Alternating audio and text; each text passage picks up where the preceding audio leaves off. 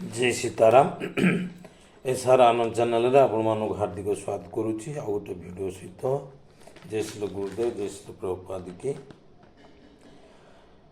रामचरित मानस। आज शिवजी ध्यानमग्न रही जाइछन्ति पार्वती से जगार पाखरे दुख भितर माने दिन राति कालजापन करुछन्ति बा समय बिताउछन्ति। ता परवर्ती समय गुड़िक केमती कटुची शुणु। तो सब तर से सुनिय प्रभु करऊ जो से जो बेगिऊ पाय होई मरनु जेहि बिनई सम दुसय विपत्ति बिहाई।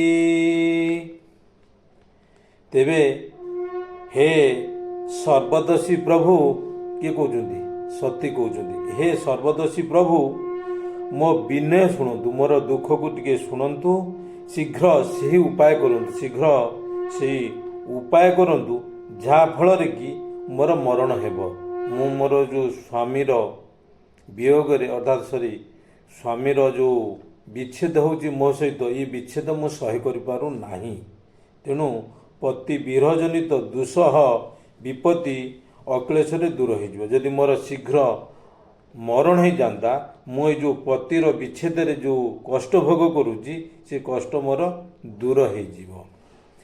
यही विधि दुखित पूजे सकुमारी अकथय दारुण दुखुहारी बीते सबत सहस सतासी तजी समाधि शंभु अविनाशी।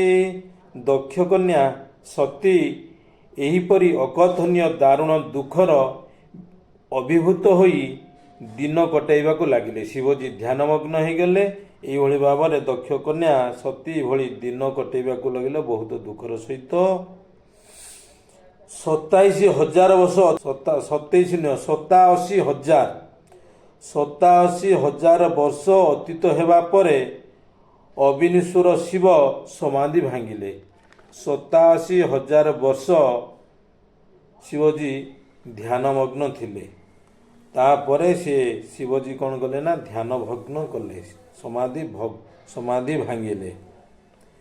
राम नाम सियो सुमी रन लागे जाने संति जग पति जागे जाई शंभु पद बदनु केना सनमुख शंकर आसनु दीना।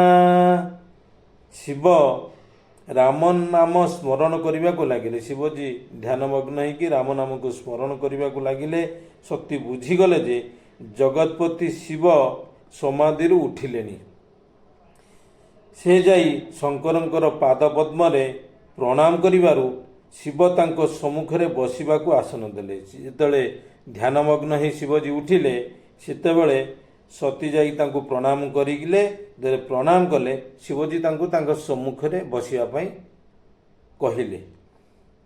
लगे कहन हरि कथार साला दक्ष प्रजेश भयते ही काला देखा विधि विचारी सब लायक दक्ष किन प्रजापति नायक। भगवान शंकर श्रीहरिंकर रसमयी कथा कहबाकू लागिले। काहू सती कहबाकू लागिले। सेतेबेलकू दक्ष प्रजापति होइतिले। जो प्रजापति गोटे माने पदवी बा पोस्टा। तेणु जेतेबेले शंकर ध्यानमग्न भांगिले से समय रे कौन होइजिना शिवजी तांको पाखरे बसैले एवं हरि कथा रसमयी कथा कहबाकू लागिले। ई समय कथा कहथुवा समय साडू दक्ष को एक उपाधि मिलिथिला प्रजापति उपाधि। से उपाधि दक्ष को मिलिथिला। दक्ष सकल प्रकार योग्य विवेचना करी ବ୍ରହ୍ମା ତାଙ୍କୁ ପ୍ରଜାପତି ମାନଙ୍କର ରାଜା କରିଦେଇଥିଲେ। ଯେତେ ପ୍ରଜାପତି ଅଛନ୍ତି ସେ ପ୍ରଜାପତି ମାନଙ୍କର ଶ୍ରେଷ୍ଠ ବା ରାଜା କରିଦେଇଥିଲେ, କିଏ? ବ୍ରହ୍ମା କରିଦେଇଥିଲେ ଦକ୍ଷଙ୍କୁ। ତାପରେ ଶୁଣନ୍ତୁ, ବଡ଼ ଅଧିକାର ଦଛ ଜବ ପାୱା ଅତି ଅଭିମାନୁ ହୃଦୟ ତବ ଆୱା ନହିଁ କୁଆସ ଜନ୍ମା ଯୋଗ ମାହି ପ୍ରଭୁତା ପାଇ ଯାହି ମଦ ନାହିଁ।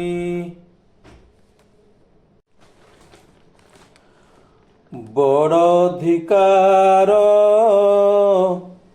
ଦଛ ଜବ ପାୱା ଅତି ଅଭିମାନୁ ହୃଦୟ ତବ ଆୱା ନହିଁ କୁଆସ ଜନମା ଯୋଗ ମାହି ପ୍ରଭୁତା ପାଇ ଯାହି ମଦ ନାହିଁ।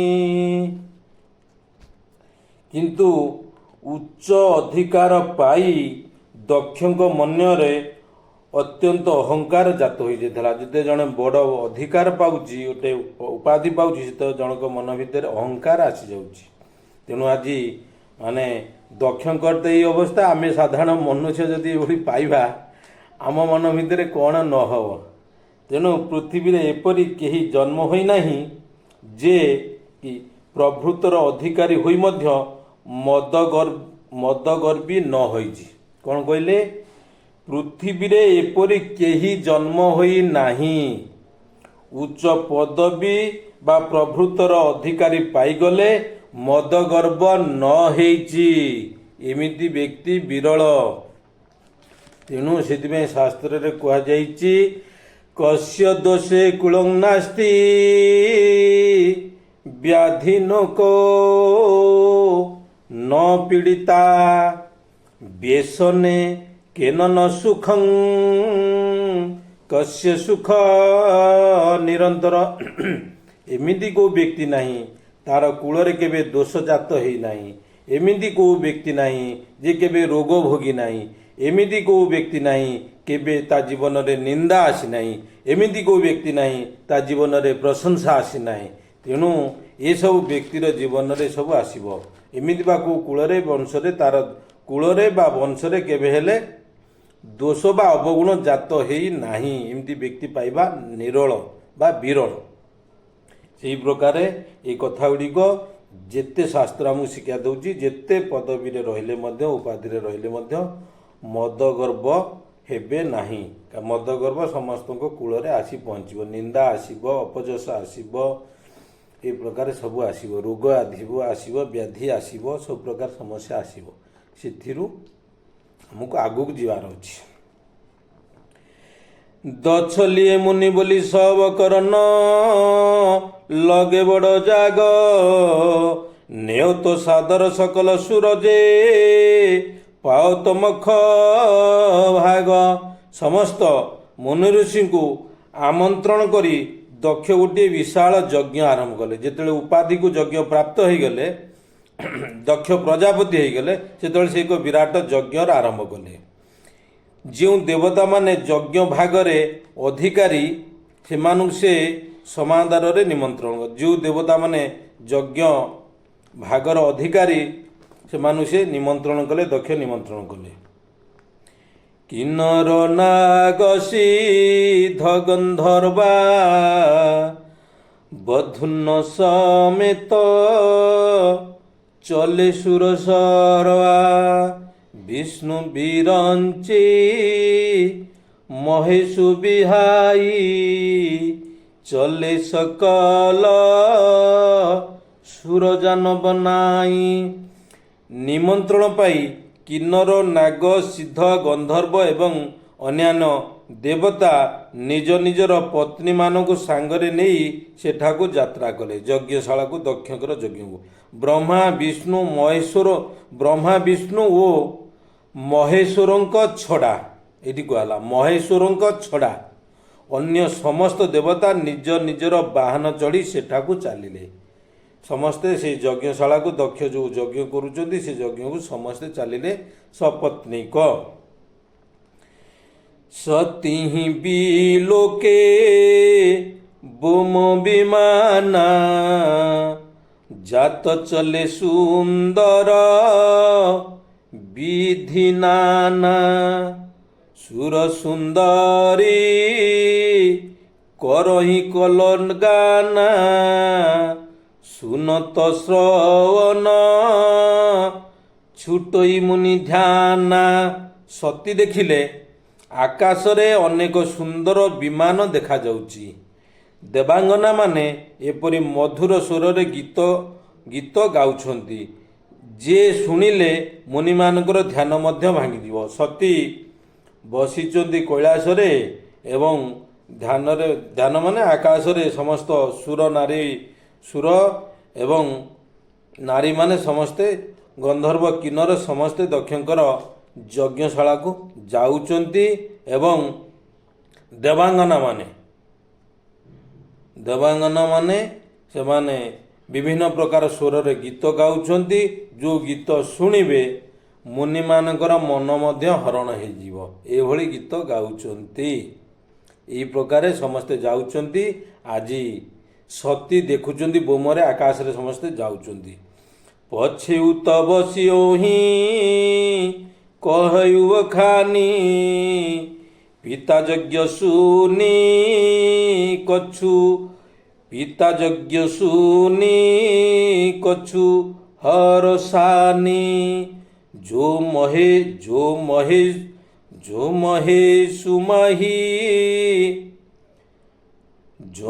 महेशु मोहि आयुषु देहि किछु दिन जाई रहो मिशेहि। देवता माने ଯେଉଁଠିକି ଯାଉଛନ୍ତି ବୋଲି ଦେବତା ମାନେ କେଉଁଠିକି ଯାଉଛନ୍ତି ବୋଲି ପଚାରିବାରୁ ଶିବ ସତୀଙ୍କୁ ସବୁ କଥା ବୁଝାଇ କହିଲେ। ବାପା ଯଜ୍ଞ କରୁଛନ୍ତି ଶୁଣି ସତୀ ଟିକିଏ ଆନନ୍ଦିତ ହେଲେ ଏବଂ ଭାବିଲେ ଯଦି ମହାଦେବ ଅନୁମତି ଦିଅନ୍ତେ ତାହେଲେ ସେହି ଆଳରେ କିଛି ଦିନ ଯାଇ ବାପାଙ୍କ ଘରେ ରହି ଆସନ୍ତେ। ଆଜି ସତୀ ପଚାରୁଛନ୍ତି ଯେଉଁ ସବୁ ଦକ୍ଷ କନ୍ୟା ମାନେ କିନ୍ନର ଅନ୍ୟ ଦେବାଦେବୀ ସବୁ ଯେଉଁ ଯାଉଛନ୍ତି କେଉଁଠିକି ଯାଉଛନ୍ତି କ'ଣ କରୁଛନ୍ତି ଜିଜ୍ଞାସା କଲେ। ଶିବଜୀ ତାର ଆନ୍ସର ଦେଲେ ତୁମ ପିତା ଯଜ୍ଞ କରୁଛନ୍ତି। ସମସ୍ତେ ସେ ଯଜ୍ଞ ଦେଖିବାକୁ ଯାଉଛନ୍ତି ବା ଯଜ୍ଞର ଭାଗ ଗ୍ରହଣ କରିବାକୁ ଯାଉଛନ୍ତି। ସତୀ ମନେ ମନେ ଭାବିଲେ ଏଇ ଯେଉଁ ବିରହ ଜନିତ ଦୁଃଖରେ ମୁଁ ଥିଲି କିଛି ଦିନ ଯାଇ ଯଦି ବାପାଙ୍କ ପାଖରୁ ବୁଲିକି ଆସନ୍ତି ତାହେଲେ ମୋତେ ଟିକେ ଭଲ ଲାଗନ୍ତା ବା ଆଶ୍ୱସ୍ତି ଲାଗନ୍ତା। ଏହି ପ୍ରକାର ସତୀ ମନ ଭିତରେ ବିଚାର କରୁଛନ୍ତି ଏବଂ ଶିବଙ୍କୁ ଅନୁମତି ମାଗୁଛନ୍ତି ମୋତେ ଅନୁମତି ଦିଅ ମୁଁ ଟିକେ ବାପାଙ୍କ ପାଖକୁ ଯିବି। ପତି ପରିତ୍ୟାଗ ହୃଦୟ ଦୁଃଖ ଭାରି କହି ନ ନିଜ ଅପରାଧ ବିଚାରି ବୋଲି ସତୀ ମନୋହର ବା ବୋଲି ସତୀ ହରବାନୀ ଭୟ ସଂକୋଚ ପ୍ରେମର ଶଶାନୀ। ପତି ପରିତ୍ୟକ୍ତା ହୋଇଥିବାରୁ ସତୀଙ୍କ ହୃଦୟ ଦୁଃଖରେ ଭାରାକ୍ରାନ୍ତ ହୋଇଯାଇଥିଲା। କିନ୍ତୁ ନିଜର ଅପରାଧ ହୃଦୟଙ୍ଗମ କରି ସେ କିଛି କହିପାରୁନଥିଲେ। ଶେଷରେ ସେ ପ୍ରେମ ଭୟ ସଂକୋଚ ମିଶ୍ରିତ ମଧୁର ବାଣୀରେ କହିଲେ। ସତୀ କିଛି ଦିନ ଯେଉଁ ବିଚ୍ଛେଦରେ ରହିଯାଇଥିଲେ ନିଜର ଭୁଲକୁ ସୁଧାରିବା ପାଇଁ ଭୁଲକୁ ହୃଦୟଙ୍ଗମ କଲେ ଅପରାଧକୁ ହୃଦୟଙ୍ଗମ କଲେ ଏବଂ ପ୍ରେମ ଭୟ ସଂକୋଚ ମିଶ୍ରିତ ହୋଇକି କିଛି ବାଣୀ ଅର୍ଥାତ୍ କିଛି କହିଲେ। କାହାଙ୍କୁ କହିଲେ? ଶିବଜୀଙ୍କୁ କହୁଛନ୍ତି। ପିତା ଭନୌଷୟ ପରମ ଯୋଉ ପ୍ରଭୁ ଆୟସୁ ହୋଇ ତୌମେ ଯାଉଁ କୃପାୟତନ ସାଦର ଦେଖନ ଶୋଇ। ହେ ପ୍ରଭୁ ମୋ ବାପାଙ୍କ ଘରେ ବିରାଟ ଉତ୍ସବ ହେଉଛି।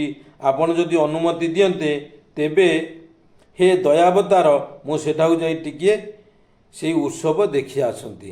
ଆଜି ସତୀ କହୁନି ମୋ ବାପାଙ୍କ ଘରେ ତା ବାପା ବିରାଟ ଉତ୍ସବ କରୁଛନ୍ତି, ଆପଣ ଯଦି ଅନୁମତି ଦିଅନ୍ତେ ତାହେଲେ ମୁଁ ଟିକେ ଯାଇକି ବୁଲିକି ସେ ଉତ୍ସବ ଦେଖିକି ଆସନ୍ତି।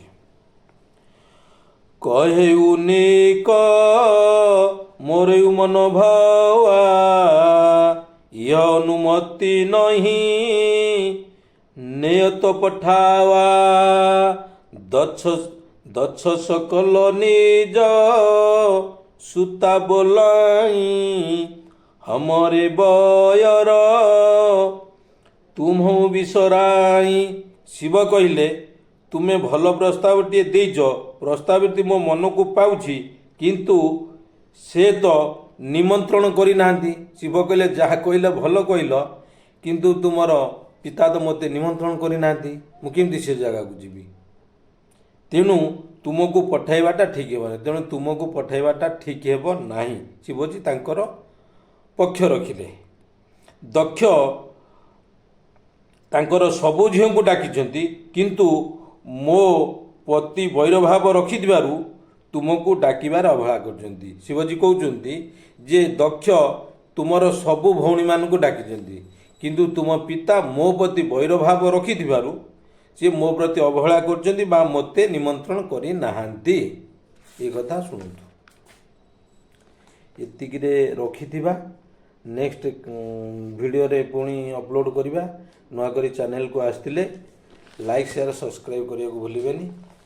ଜୟ ସୀତାରାମ ଲକ୍ଷ୍ମଣ ହनुମାନ जीକୁ जय। गौर निताई जय। कृष्ण बलराम जय। राधा कृष्ण चंद्र निताय। राधा कृष्ण चंद्र जय। गौर प्रेमानंदे।